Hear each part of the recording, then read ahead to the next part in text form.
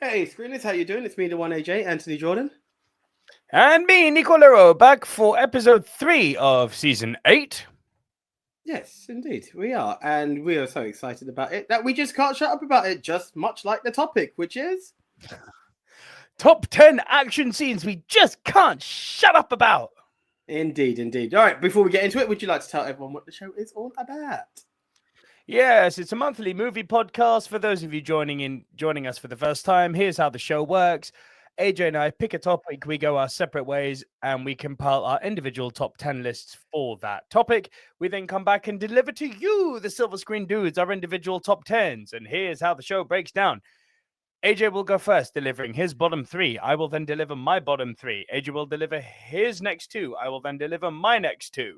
Then when we get to our top 5s, we will trade one apiece. If at any time while we are rounding off our individual top 10 lists, one person has a movie in a higher position, that person will say... Punt. And we will punt and talk about that movie when we get to the higher position. Once we have both rounded off our individual top 10 lists, we will create, maybe for the first time this season, and in the voice of Chandler Bing, the movie Mount Rushmore. These are the 4 quintessential diverse must-see movies of the genre, which this week is... Top 10 awesome movie scenes we just cannot shut up about. Okay, Action, right. sorry. I said, oh yes, sorry. I said movie scenes, did I not? Yes. Top 10 action scenes we just can't shut up about. Right, okay. In at number 10, is it really an action movie? Well, yeah, it's an action scene, so it works.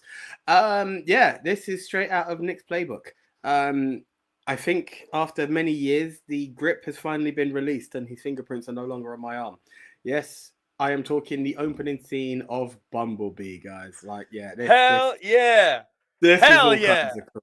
This is all kinds of cool. I'm familiar with Transformers as a cartoon. Seen the first 2 of the Bay movies and walked into this one and I was like, okay, let's see what comes next. And even for me, who's not as versed in the world of Transformers, was like, okay, this is cool. This is cool. And as I said, the death grip is only now just... His fingerprints are no longer on my phone. I could have unlocked... I swear to you, the grip was so hard, I could have unlocked his phone. That's how hard I was gripped. But, yeah. Very, very cool scene. It was like, well done. Yeah, we're our own franchise, but we can make our name for ourselves. Not that anything followed it, but all kinds of cool. Bro, it was just one of those moments.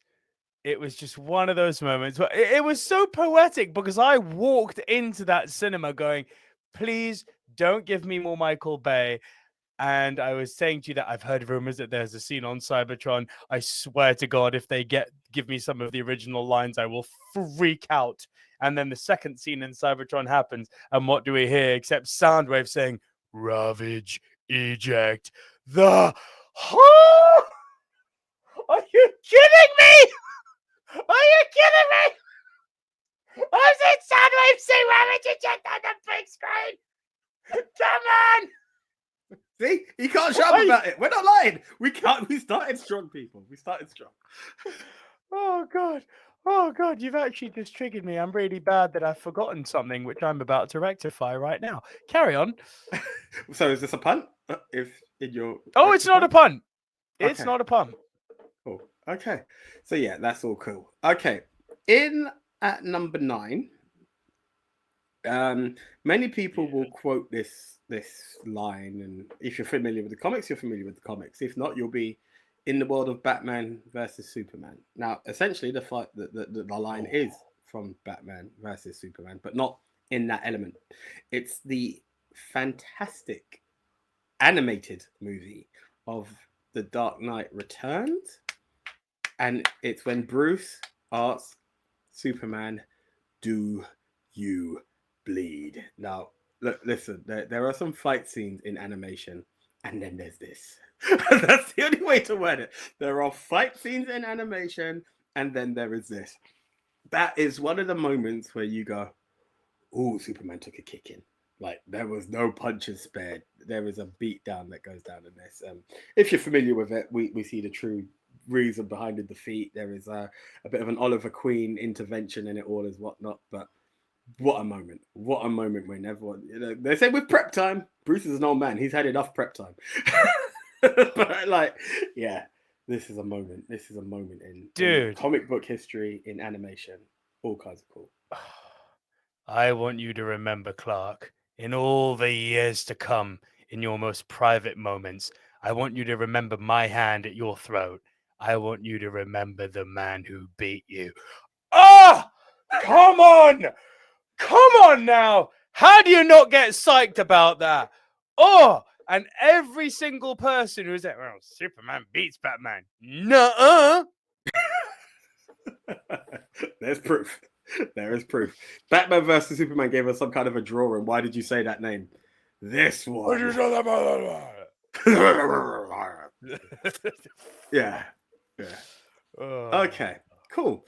So I'm glad you approve of my first two. Oh, so much. Please continue. I'm highly edutained. In at number 8, I look. There are awesome fight scenes in this film.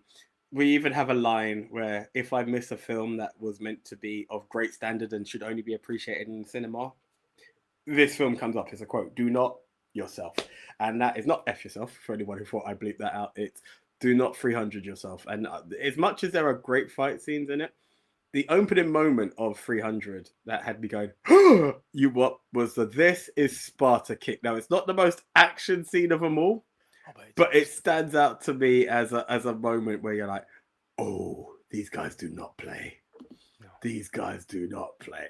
You know, you just have Leonidas turn around. This is Sparta. Like, yeah. And then the rest goes. Madness. This is madness. You're a madman. You're a madman. Yeah, all right, cool.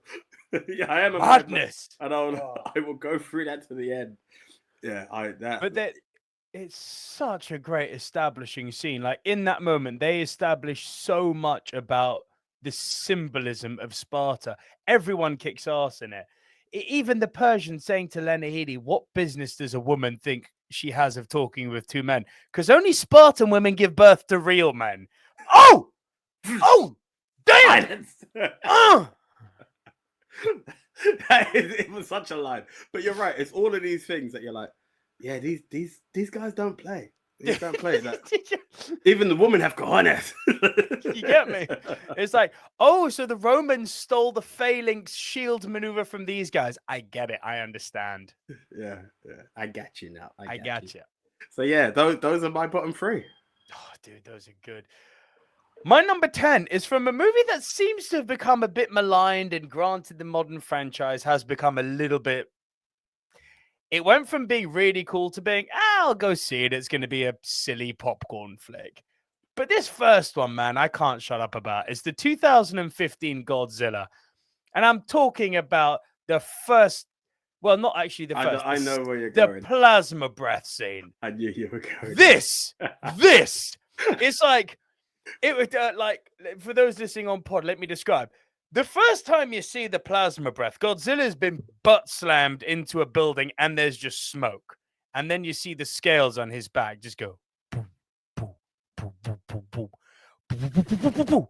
And then the plasma breath hits and you're like, oh my God, they gave us plasma breath in a non-Japanese Godzilla. Finally, we aren't talking about some freaking iguanodon like in that silly Matthew Broderick movie. This is actual Godzilla. Godzilla's meant to be a good guy. Unless you're Japanese. But then when I think it can't get any cooler, he grabs the Muto. He opens the Muto's mouth while leaning over it and almost spit goggles inside of him, plasma breaths him, like gives him like what can only be described as Requiem for a Dream for monsters. This is ass to mouth stuff. This is so intense that the monster's head falls off in Godzilla's hands. I was like, Godzilla may as well do an Ace Ventura now and say, do not pass go. I was like, you've just killed this thing. So do that, Pascal. But yeah. So it's a big moment. Just small tangent as a la Silver Screen dudes. What ever happened? Because I don't think I've had much feedback. The Apple TV series of Godzilla. Did it? Monarch was all right. Yeah, it was pretty good. It's pretty good. Happy Listen, in all of these Godzilla movies, for me, there hasn't really been a terrible one, which is kind of good. Like, I thought the most recent one, Godzilla X Kong, was. I mean, that was pretty bad, to be fair. Yeah, Godzilla X Kong wasn't great. Kong Skull Island was fun. Godzilla 2, while not great, was fun. I mean, come on. Freaking King Ghidorah. Like, and Rodan and Mothra. I'm like, yeah, okay, fine. You're not a good movie, but you're ticking all the nerd boxes here, so you get a pass. Godzilla versus Kong, I'm a defender of. Why? Mecha Godzilla. They put Mecha Godzilla in the movie. I'm like, you know what? When you're this bad, you still get a pass if you go full geek like that. Cool. And the I'm not blowing the lines here. That was the TV series, and there was the Japanese movie as well, right? Do you know what? Everyone freaking loved that Japanese movie, Godzilla -1. Really good, so overrated. Like, the fact that that movie won Best Special Effects, I was like, huh?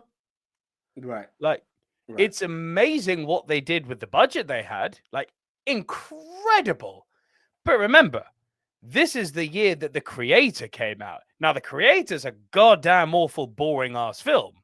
Good visuals. But Jesus Christ, it was beautiful. And I was like, what? Okay, I'll plead the fifth on that one. I don't get it. Interesting. Okay. No, I thank you for that. Okay, that was your number 10, sir. My number 9. Only just became my number 9. My number 9 was originally Top Gun Maverick. I was going to do the canyon with the planes because I've seen that movie so many times and it's awesome. You, however, have triggered my memory by bringing up Bumblebee. I have to, of course, bring in a Transformers scene. And there are so many Transformers scenes I could bring in. I could bring in the Battle of Chicago at the end of Transformers 3. It's not a very good movie. Don't care. That battle kicks ass. I could bring in, that forest scene from Revenge of the Fallen. It's like, that movie sucks. It does, but forest scene. I could bring in any scene from that first Transformers movie, which is amazing. Let's go, OG. You got the touch. Yeah. The first battle scene in that original 1986 Transformers, which, big spoiler here, so just block your ears for 10 seconds. Optimus dies. Like, what have you done to me? And I still, to this day, I got tears in my eyes. There's no lies. I still have tears in my eyes. Years and years and years on. You killed Prime. What the hell? And you didn't bring him back. Well, they did in the next season. Yeah, but it doesn't count. He didn't come back in the movie. Those credits rolled. I didn't know there was another season coming. Those credits rolled. Prime was dead. I'm like, what the hell? Oh, that Can battle. I just say, the element of the Nico no spoiler, and it's funny how you say it, and I just had a flashback to the no spoiler, but it was a spoiler, and it was very hard for me to forgive you. Now, for anyone who's not seen UK Top Boy, please silence your ears. But for anyone out for a bit of a laugh, you need to hear this story. So, in a previous life, we record, I edit, I upload. I am all over Top Boy. I have not seen the current season. I'm ready to binge watch it in one go. Nico does a review. I refuse to listen to this review at all expense because it says spoiler. Yes, it does. But guess what? When you enter a page straight away, boom, first words. So yes, he says, but bro, it said spoiler. Yes, I have no option. But when I visit the page and it says Sully dies, I was like, I'm not going to say the word, but I was not a happy bunny for a few days. And what made it so funny there is when you just gave your Transformer spoiler, the way you said dies dropped the exact same word. I was like, this mother, he's testing me. He's testing me. Keep it cool. Keep it cool. But yes, we digress. I know it's one of those sins. I've not seen that film yet. I've not seen it. So good. But I will do. It's the Transformers movie. Nothing, not even the great Bumblebee has even come close to it. The cynics who are, I mean, they're correct. This is also, cynically the reset button for the Transformers for them to push out their new toy line. But being real, the Transformers has always been about selling toys. But it's that, and it's the era we're in. We just have to accept who we are. We were the 80s, to be man. sold to. We were to be sold to. Cartoons were made to be sold. It's just the nature of it. Go find He-Man. That's exactly who it was. I mean, if you'd been invested in the first 3 lengthy seasons of Transformers, this was such awesome payoff. Because it's like, okay, they're doing a movie. Where are we actually going with this? Because we've seen Optimus and Megatron go at it sometimes. We win, sometimes you win, back and forth so many times now. What can we actually do? Well, there's this big planet-eating thing called Unicron that happens to be a giant transform himself. Oh. Also, Megatron and Optimus die at the beginning, so there's that. Oh, this is a hard reset. Enter Hot Rod, voiced by Judd Nelson. Enter Galvatron, voiced by Leonard Nimoy. Starscream dies. It's like, what the hell are you doing to me? Like, all of the heroes and villains who I'm used to seeing have been dismembered in such painful ways. I mean, whew. And Prime's death, it's so tragic, because even in the moment where he can take Megatron out, it's the good in him that stops him doing it and that ultimately costs him. It's so poetic. I defy any Transformers fan age 8 to watch this and not hear those lines, "Out of the way, Hot Rod," and know what's coming next. Just go, no, I can't watch it again. I can't watch it again. Oh, but the whole scene, AJ, the whole scene. It's like the Decepticons descend on Autobot City, and they send in Devastator, who's their big mother flubber. Like, if you've seen Revenge of the Fallen, it's the thing that rips apart the pyramids. That's in this movie. And he just goes to town. And then just at that moment where you think all's lost, the freaking jet arrives and you just see Prime with the Dinobots! Ah!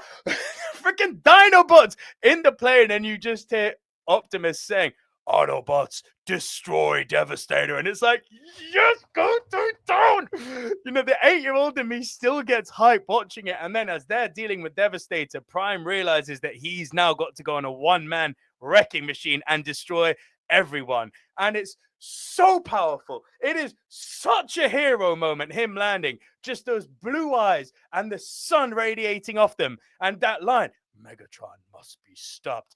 You got the touch." And oh, God, it's so good. It's so good. I'm good. I'm done. I'm glad you enjoy it, bro. Should be higher. I put this too low. It should be higher.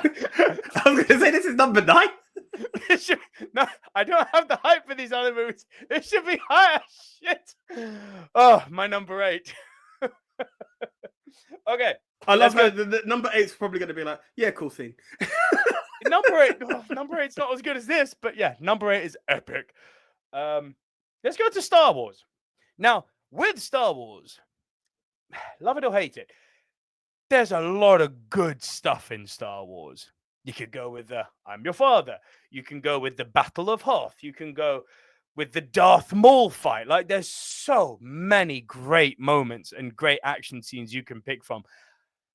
Damn, bro, I nearly, when I originally had Top Gun Maverick in, I nearly went with the scene from episode 7. It's when they've all been captured outside on that forest planet. I'm pretty sure it's called Takodana. And then Poe and the X-Wings arrive over the water. Just a clear shot. That scene is spectacular. But no, I've gone with Rogue One. There's a scene at the end of Rogue One that is just epic. And it's this scene here. Feast your eyes on this. If you're listening on pod, I'll explain to you in a moment. Does this ring a bell? Oh, yes. Come on now. Yes. Come on now. A version of Vader we have never seen before. We've seen Darth Vader get nasty with lightsaber fights. He is presented as a walking death machine for the briefest of moments here. They've got the plans. They've escaped Scarif. They're getting the plans over to Princess Leia. They're in this corridor. The power goes down, and that red lightsaber beam. And you just hear, before the red lightsaber, you just hear, and you think, oh, Then that red lightsaber beam comes out, and you just go, "Oh," and you know they're effed. These are just grunts. These aren't even Jedi.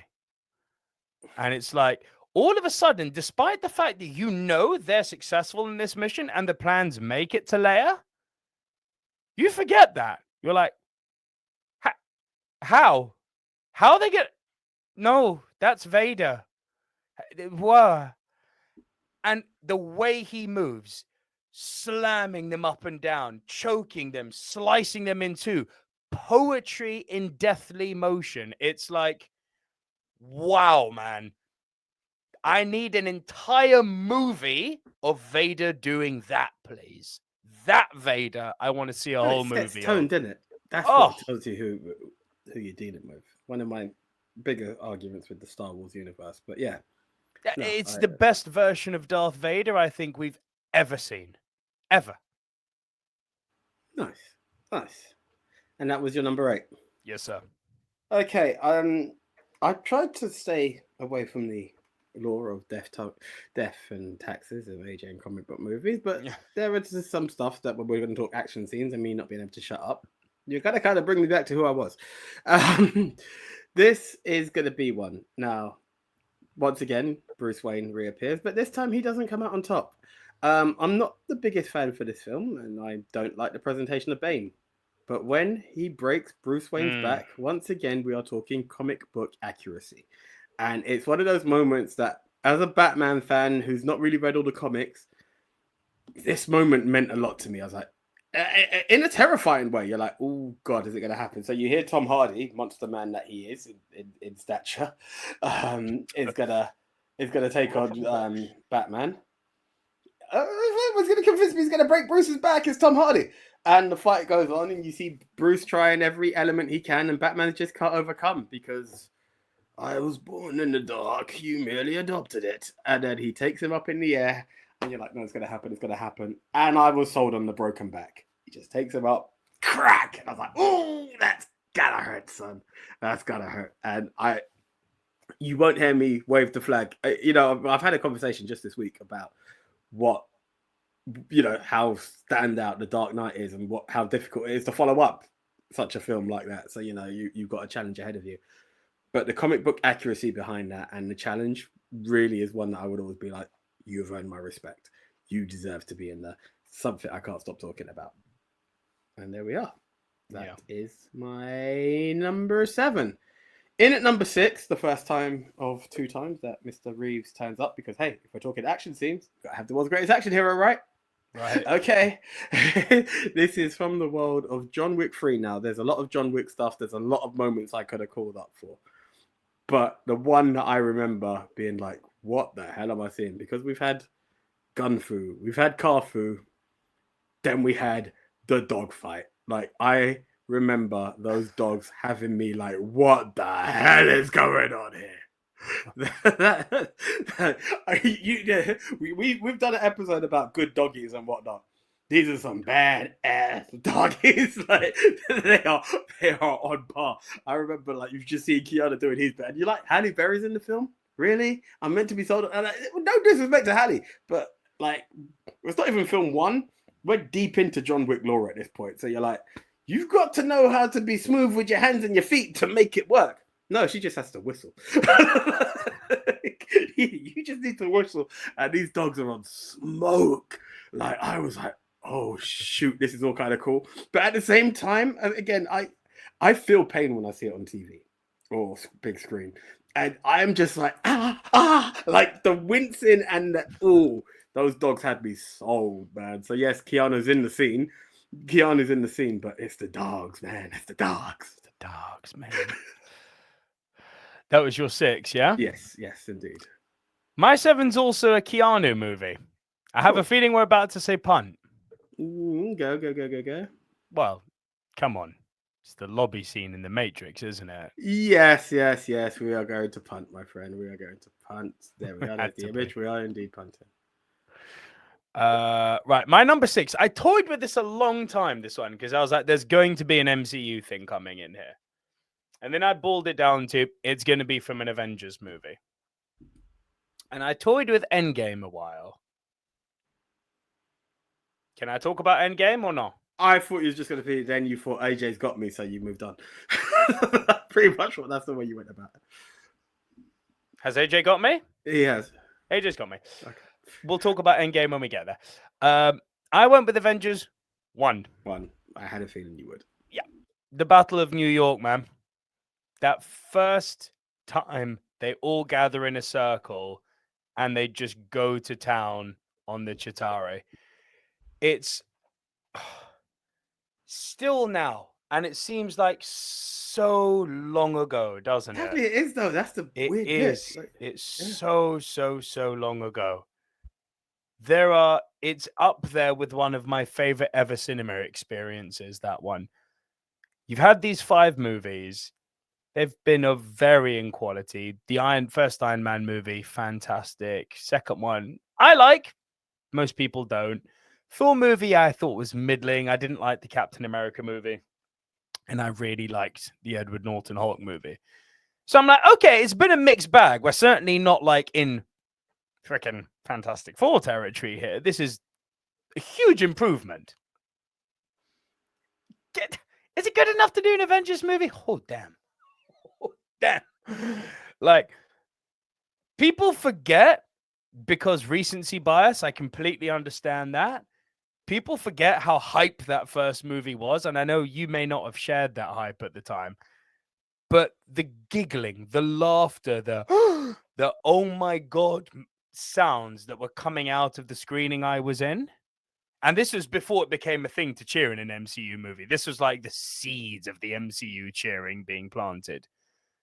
That Battle of New York, after Ruffalo says, "I'm always angry," hulks out, smashes the big spaceship, roars, and then that epic Alan Silvestri bum bum bum bum bum bum as the camera spins around them.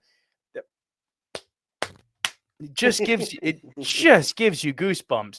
And then they all go off into their own direction, and you get that one shot going from each of them.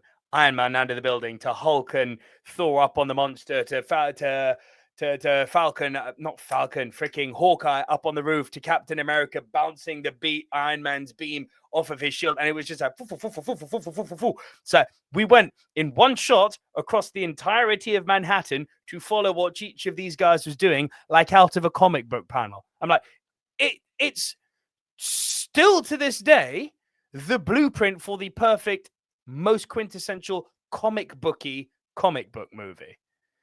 There's movies that have been maybe better. There's movies that have elevated the genre into being something completely new and improved, but pure comic book fanboyism. I still now, years on, I don't think this movie's been bettered. This is opinion. I get it. Look, we've had this debate over many seasons and many iterations of the Silver Screen Dudes as to why I have my beef, not beef with it, but why it doesn't resonate as high to me. But I always stick by what a moment. You know, again, I remember, I think I'd done 2 cinemas on this. I think I did. But I remember just like, okay. And all the plot points of how it builds and how they fall together is masterfully done. And as you said, that's the culmination of it all. There is no in between. That's everybody, despite all the egos and everything. It's like, no, we're going to make this happen. Thank you, Agent Coulson. But like, we're going to make it happen, and it does go down. It's a top moment. There is no in betweens on it. You had the MCU finished there would have been no beef from me. And great ending. Great ending. With that said, that tells you all you need to know about how great that was overseen. So yeah, no, it's a completely valid moment. One other thing, just while we're on the topic of the Avengers, the one thing I'm so happy to have been vindicated about, and it's one of those things where I said this to you years ago when people were like, about it. And I really, really see the beauty in the second one in Age of Ultron, And I was like, it's going to age well. There's so much to this movie. It's going to age well. More and more as it's aged and as we've seen the genre evolve, people are going back to Ultron and being like, oh, no, this was... He did something special with this movie. Well, Ultron itself. The movie, Age of Ultron, it's aged really, really well. Yes, yes, it does. It does. And I think it's a weird one that it didn't get the appreciation straight away, but it gradually does kind of thing. Yeah. And I'm happy about that. And I still would like to see Ultron come back. I know he's coming back in Secret Wars, but Ultron be Ultron. Ultron as a standalone villain as opposed to in a melee. Which is sad because as a melee, it's not going to be what he deserves as a comeback. No. It'll be nice. Yeah. But I hope we get to see more of him. That was my 6. Your 5, sir. Okay, down to one apiece, guys. So we could talk war movies, and I remember growing up that they were the kind of genre I avoided like the plague. It's just not who I am and what have you. But I remember a war movie came out, and a friend says to me, "You need to watch this." Now, through Silver Screen Dude's time, I may have realized that I may not appreciate the entire film as much as I do, but the opening scene of this film is your number 5? Absolutely insane. I am talking about Saving Private Ryan. AJ, hold the phone. That's also my number 5. What you like? Is that your number 5? I was like, where are we going with this? What do you mean? Yeah, my number 5 as well. Yeah. It's such, and this is the thing. When you broke it down to me, I can appreciate what you're saying. Like, don't get me wrong. There's other scenes within the film that makes it a good film. I'm not going to ever crap on Ryan to be like it's a crap. film. It's a fantastic film, but overly sentimental and completely nonsensical after that opening. But there's a reason the defense for it is that opening, though. Yeah, this is what sticks. I always remember, like, look, there's different ways you can consume media, you know, in many different ways. But I know that at that age, it was all guns, explosions, and the rest, or great laughters. And as you said earlier, Jim Carrey, you know, at the Ace Ventura, the Master, Dumb and Dumber, all of that stuff. You would see stuff like Will Smith saving the world 12 times in Independence Day, but they were just cool action scenes. This is the first time at that age, or in my film watching life, I was like, "Ooh, so that's what the realities of war are about." You know, it takes away from a film and it makes you feel like, "Ooh, that's how touching that was." And it's you can't tell me about an action scene, and with that, now I'm saying, I'm like, damn, maybe it should be number 1 because of the sentimental value to it. But instinctively, it didn't jump into my head at first. But it's one that when you like action scenes, of course, it's going to be there. Of course. So, of course, it's the war action scene. Yeah. Now. So like, that's no where we're at. Like it had to be in there. It just legit had to be in there for me. Yeah. No, that first 20 minutes of Saving Private Ryan, it made me feel unwell. Yeah. Yeah. Superb film. Yeah. Ah. Okay. So back to me then. My number 4. Well, that's a weird moment. Yeah. You always say it's the one that everyone thought was my favorite film until I then quoted Back to the Future. Everyone's like, "You what?" So yes, it had to be there. Miss Uma Thurman with the Crazy 88, Kill Bill number 1. Let's do this. That's your number 4, yeah? Indeed. AJ, that's also my number 4. That's just a bit too weird and freaky. I'm not gonna lie, that's just a bit weird and freaky.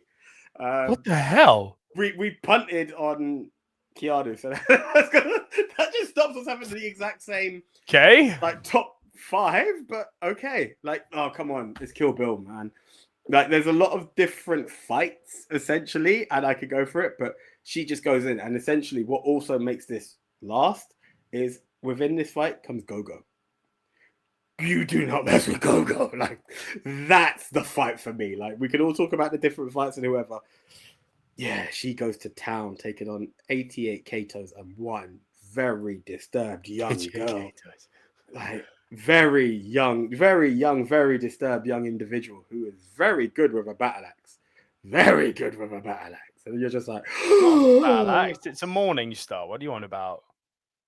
That's the correct weapon. I just, Why did I think battle axe? Yeah, Morning Star. Yeah, that's, I knew I was just reaching for a name, but now I'm thinking it's not even axe shaped. It's a ball with pins. That's what I knew it was. I just don't know why I called it an axe. forgive me and thank you for using the correct term. I was just referencing any weapon, like hoping it's the right one. No, She good with steel. Yeah, she damn good with steel. And and then one young boy who's taught not to mess with Yakuzas. Now go home to your mom. I've done the PG version to that film. Not that this film is very PG. Yeah, dude.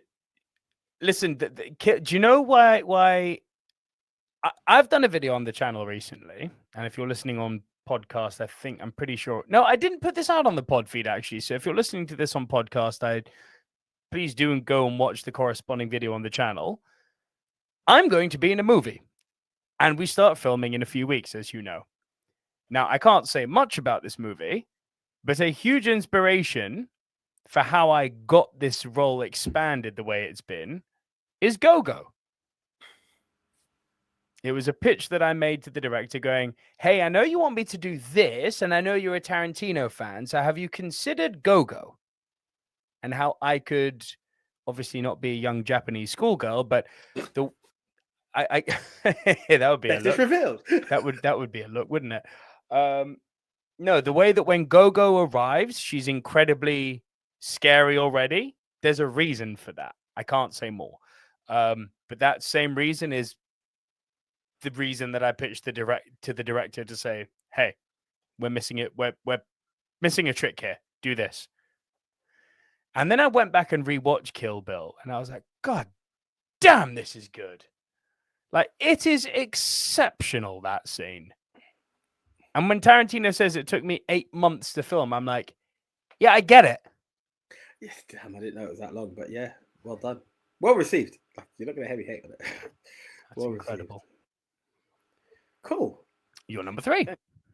I don't think we can punt on it because we punted. Well, we can't equate on it because we punted on it. The lobby scene. Guns. Yeah. Lots of guns. Yeah. Yep. There are some things that when you break it down, it's the opening to something big. That Neo is on a journey to discover who he is, and he slowly discovers. He finally embraces it and knows who it is. And what led to it, is the removing of his mentor. He's lost Morpheus, and he's got to go in there, and he's ready. And you hear guns, lots of guns. You don't realize it's guns, lots of guns, until he passes the metal detector, and they're like, all right, we need to see it. Opens up, holy and then bang, bang, bang, bang, bang. We are all on this, left, right, and center. The full usage of being in the Matrix is on display as well. The cartwheels, the this, that, the other, the running up the walls, around the walls and everything. It takes you to an absolute madness of a level. And then, even the whole bullet dodging scene leads into this. It's the beginning of the absolute madness that is the Matrix, the definition of the Matrix. So yeah, by all means, it has to be in there. Yeah, it's the scene that everyone pulls for. It's perfection of bullet time and slow-mo. It's balls to the wall action. It's Japanese anime come to the Western hemisphere. It's a thing of real beauty. And let's not forget that epic soundtrack that accompanies it. It's yeah. Oh yeah. And that's the thing about like heavy metal, when it just knows how to just get the blood flowing in the right form. I mean, the whole soundtrack to The Matrix is incredible. May have to buy it on vinyl because I support physical media, and so should you.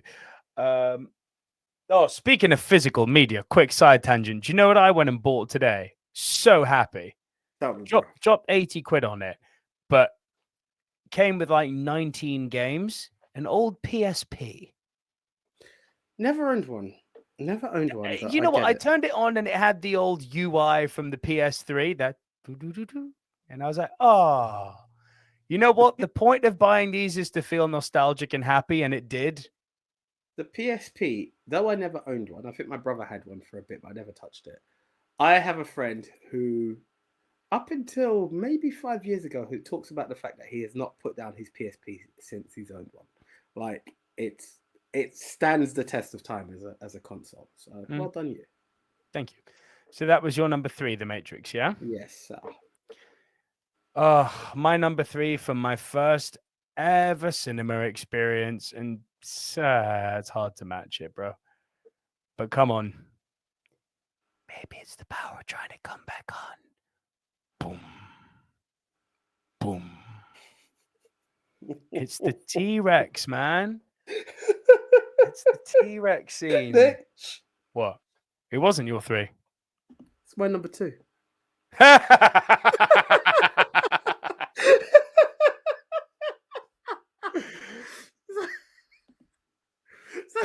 Yes, boy. Yes, boy. Yes, boy. Tell me about it. So, in a weird, funny thing about... Got our Rushmore there. Yeah, I mean, yeah. A very weird thing about this, just before you go further, because my hype for this will never match your cinema love and experience for it. When I first put this top 10 together, I actually forgot the title, and I had some clips of top 10 awesome movie moments or movie scenes we can't forget. So there was stuff in there. Godfellas was in there. Goodfellas, I can't remember. Both Eurotrip. Scotty doesn't know. R.I.P. Mitchell Fashionbag. Like all these other films were in there and what have you. And then I was like, shh, wrong. And I went through it and I was like, that's Jurassic Park. Like it was always the number 2. And I was like, does it qualify as an action scene? Does it not? Can it? And I was like, screw it, it's staying in. I'm like, it's staying in. Like it's got enough of it to be an action scene and it stayed in. So that's the very funny thing, that a lot of stuff got rejigged. That not only stayed, but it stayed in its position. And I'm very shocked that it's like we're in very similar territory on that. But yes, the floor is yours. The rising fever in this scene, I think, is the greatest thing Spielberg has ever done. You've got to go before the glass vibrating in the car because the T-Rex is coming, right?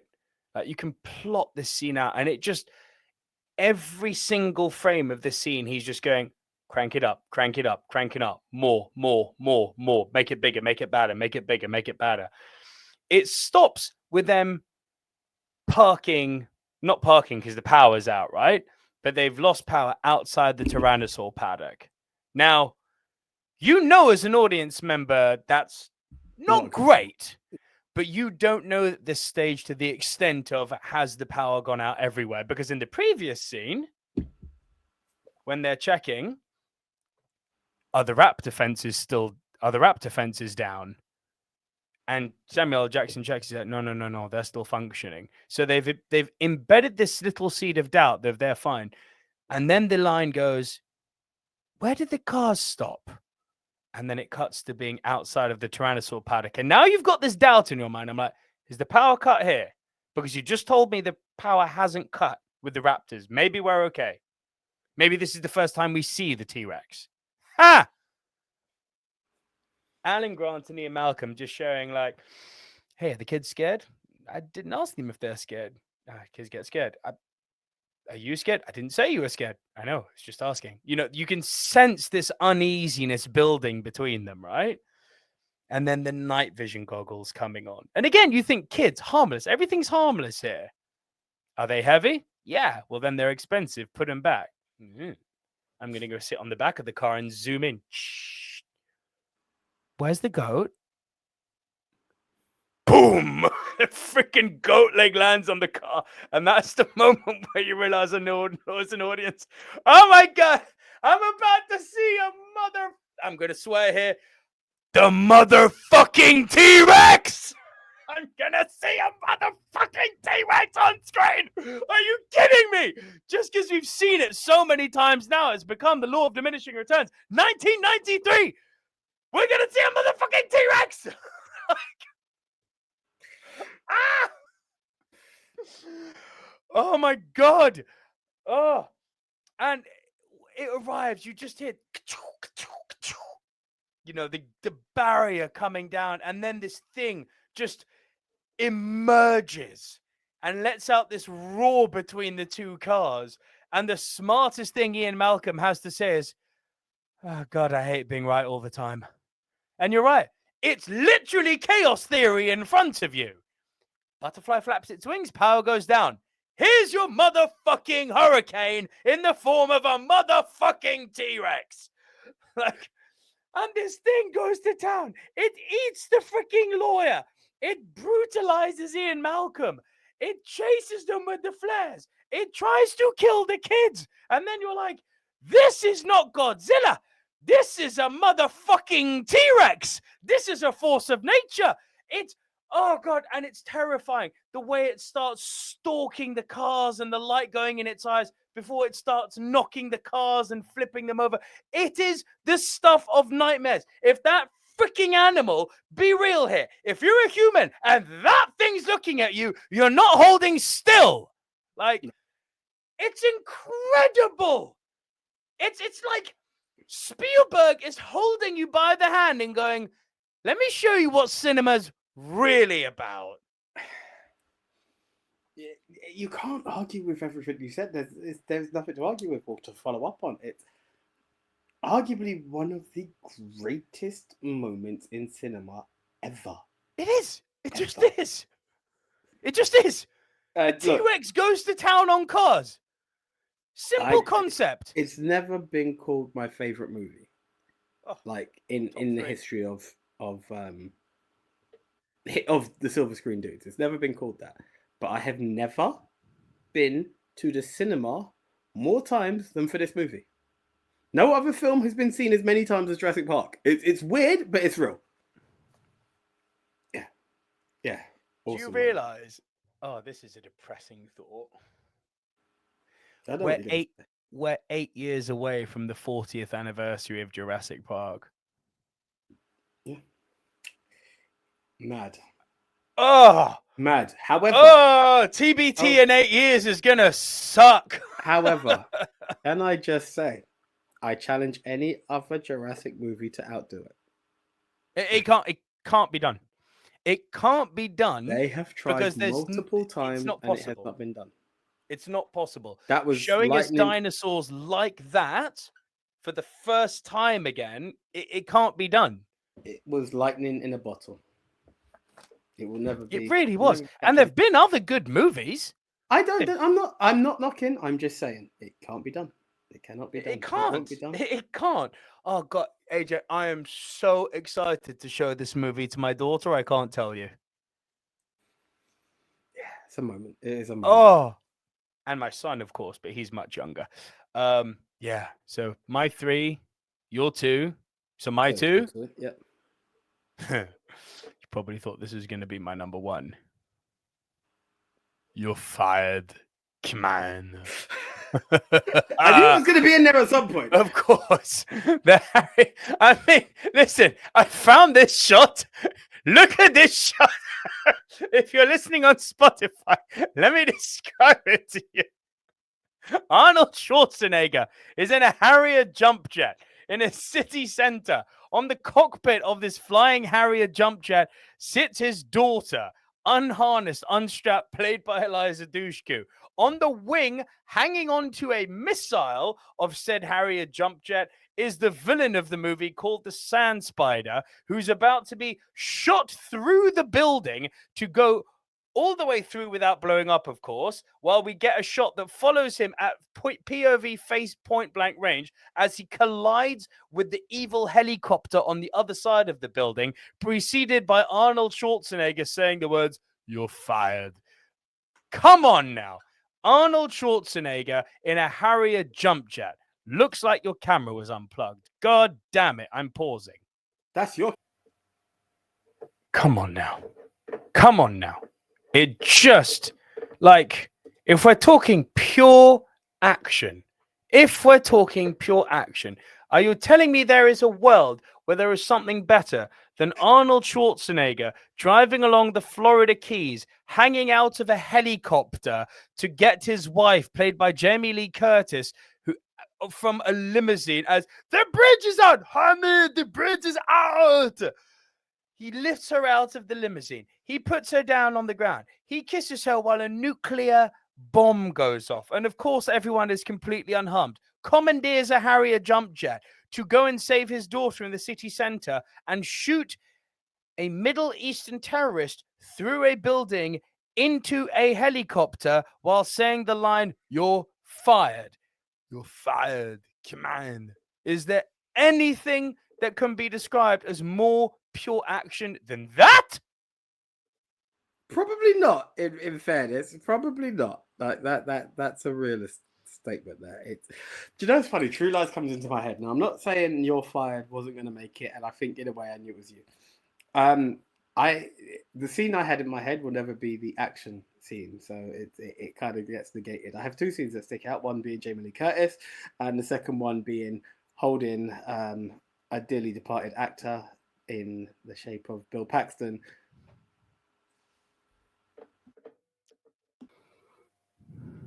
Just being absolutely bullied by the world-class spies that are Arnold Schwarzenegger and Tom Arnold. You just can't help but crack up in such golden moments. So yes, You're Fired is one of the all-time cheesiest lines, but just fits the 90s ethos so well. It's there. One of my sins of True Lies is I loved True Lies as a kid. I've not revisited True Lies, so like some of these golden moments, I think I would just be dying on the floor now. But it was just like cool whap bang wallop back in the day. So now, like hearing you say it is just it's opened the cupboard way back in the back of the brain. I remember that. But yeah, I need to visually see True Lies again. Do you want a small moment of confession now from me? Yeah. I don't think it's the greatest action movie ever made anymore.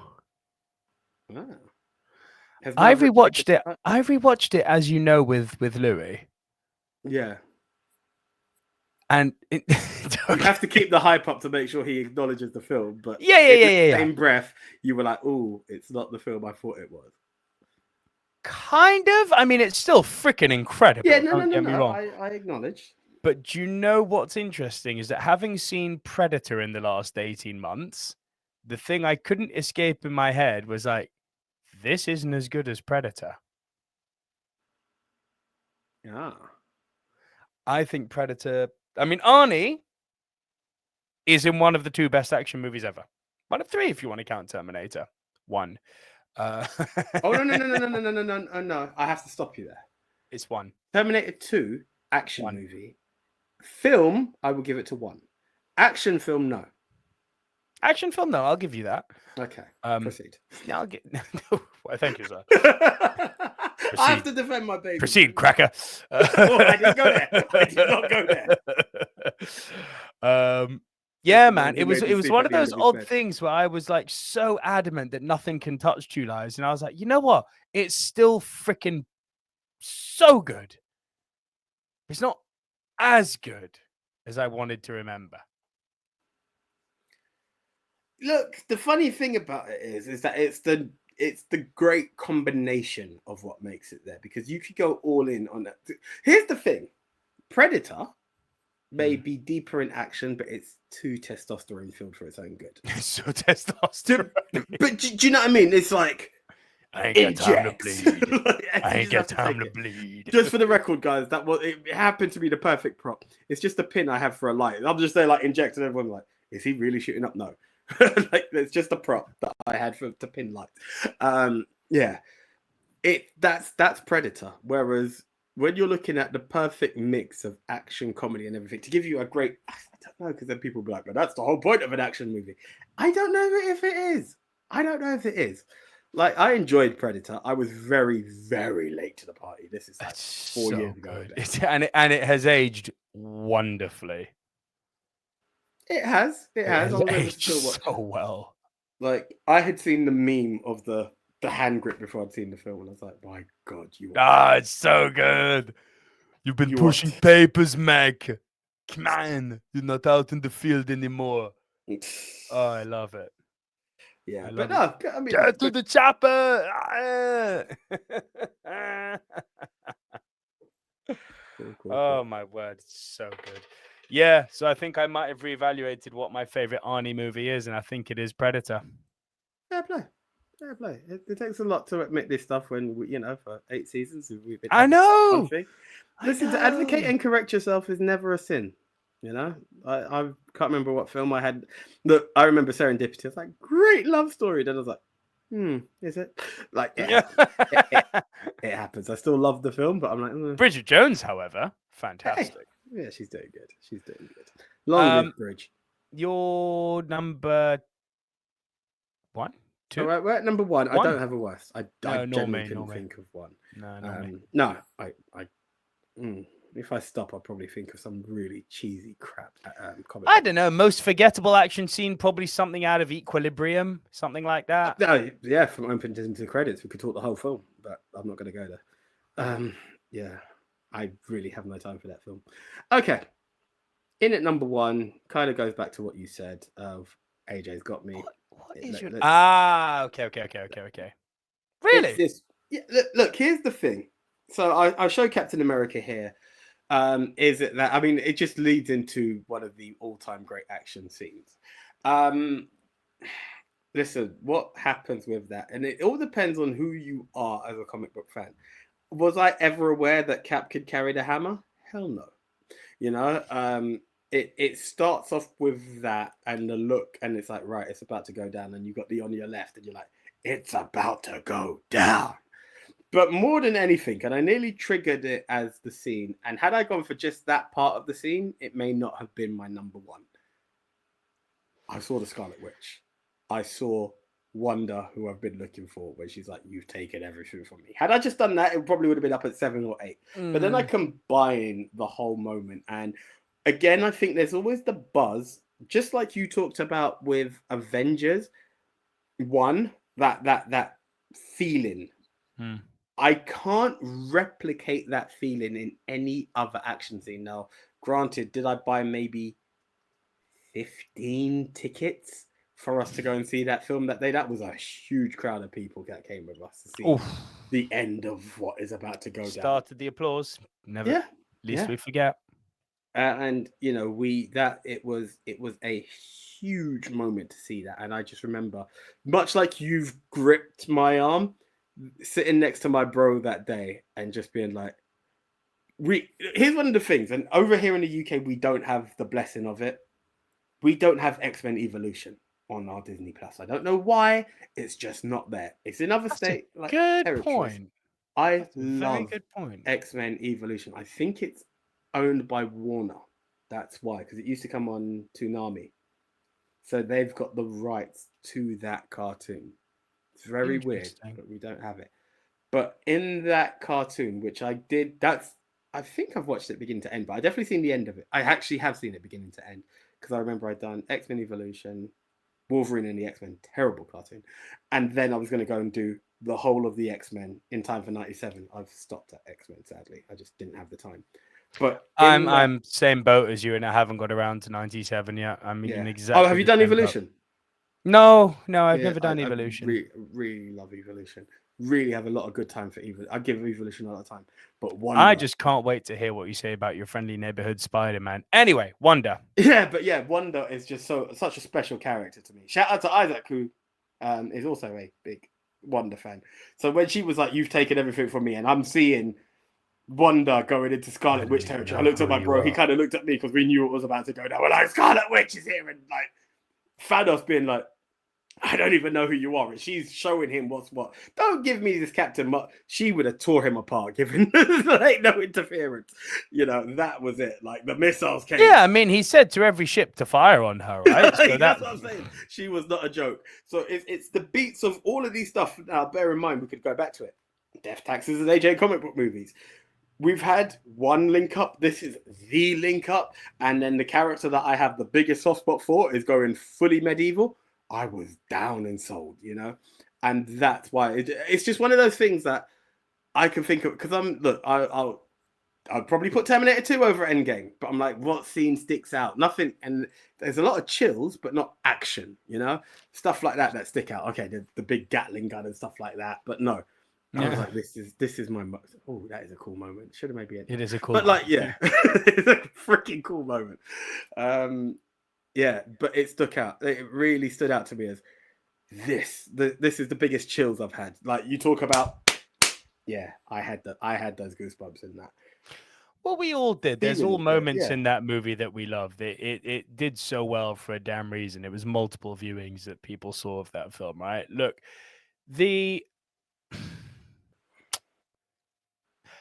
Upon rewatching, it's a fantastic film and it's a fantastic battle scene. For me, and this is very at odds with what you say, actually, I'll build on that. With the exception of the Scarlet Witch stuff, if we remove that and think about everything else that happens in that battle, right? The beginning of the battle, when it's just Cap, Tony, and Thor versus Thanos, cool as hell, man. Yeah, for sure. It's the OG3 being given their moment to shine one last time together, and it's awesome. And for me, it's got the best moments because it's then that the shield gets broken, and you're like, Tony's dream. It's then that Cap picks up Mjolnir, and you get your first like, oh my god, pop. It's then that you get what I think is symbolically one of the most beautiful things the MCU has ever done.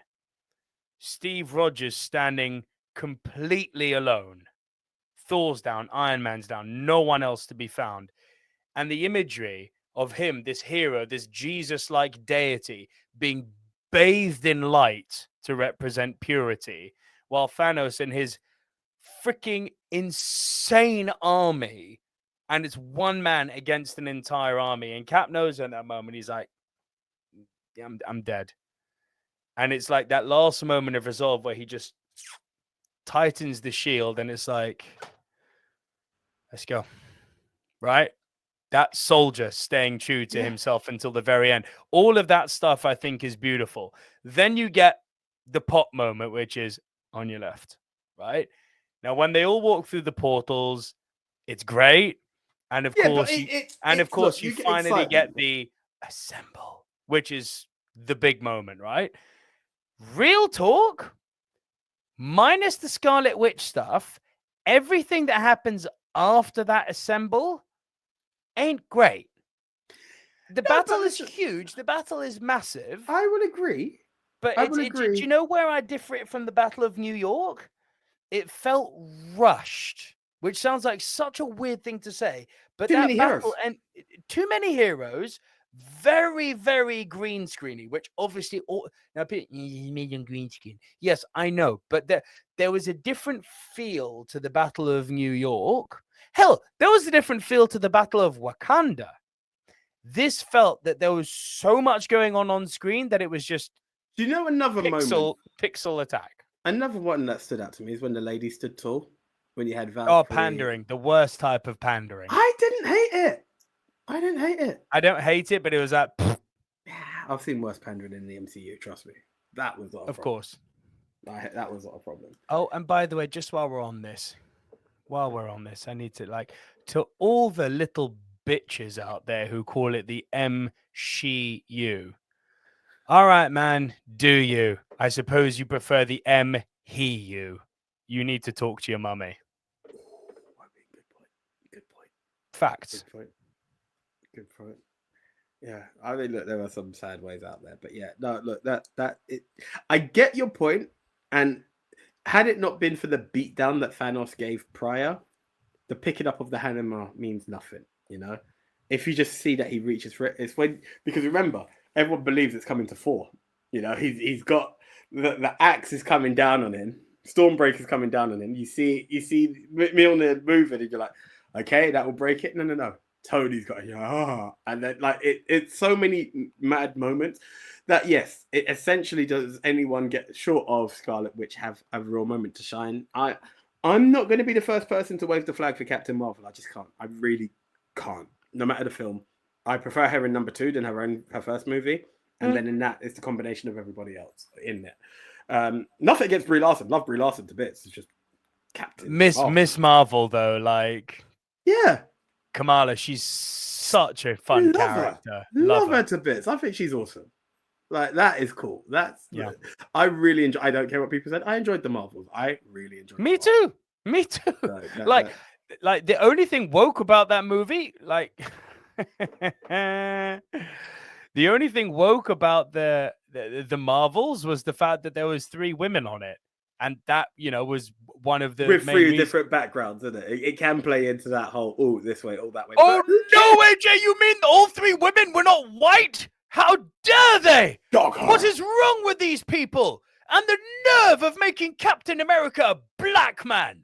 What are they thinking? They can't even do the MHU right anymore, even when the cocks are on display. I don't want black cocks. Seriously, you lot complaining about the MCU being woke, just go take a load of white men and go have a party. That's all I got to say, man. Like, this is ridiculous stuff. The MCU. Go play with the MHU. Seriously, have a chat with yourself. Do you know what's even worse for all of these people who are against the woke movement? How dare you get a black woman to play a green woman? How dare you? Despicable. A black woman is a mermaid? I want my fantasy characters to be Caucasian. What's wrong with you? Jesus. Damn you all. Damn you all. Dancing Christ, you MCU hipsters. Okay, you MHU Nazis. Yeah. Anyway, we move on to your number ones. Oh, God, that out of my system. Feels good. Feels good. Dude, my number one, my favorite moment in cinema history. If you know me, you know about this. Not the best of the three movies, but it's from The Lord of the Rings. So powerful. The ride of the Rohirrim as they attack the Pelennor fields in Return of the King. I was going to say, now, as you said it, and I thought, oh, damn, maybe I've missed it. The fact that you said Return of the King, I saw that in the cinema. The only Lord of the Ring film I've seen in the cinema. I've not been able to complete the collection.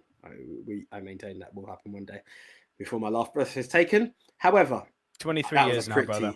Huh?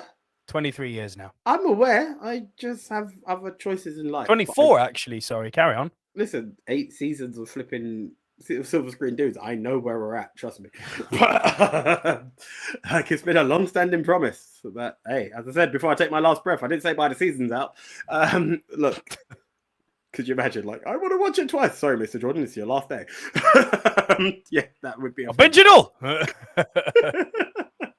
Yeah, but I remember being in the cinema watching this and being like, "Oh, this is all kinds of cool. This is kinds of cool." So yeah, I can co-sign. It's just perfect.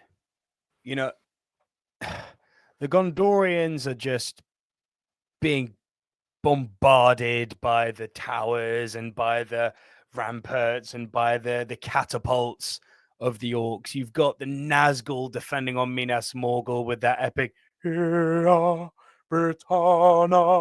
music hitting. You know, death is coming on wings. Even Gandalf's getting his ass kicked. You know, he's riding with Pippin on his on Shadowfax through the city. The freaking Witch King arrives. Do not know who I am. And Gandalf, you know, in a moment of defiance says, "Go back to the abyss." And the Witch King just snaps his stuff, bloop, like it's nothing. You mean nothing. And it's like, oh, well, yeah, they're all sorts of screwed now, aren't they? And then you just hear, ere the sun rises. And what's so powerful is that it goes silent. Jackson, in this brilliant moment of directing, drowns out the sound of battle.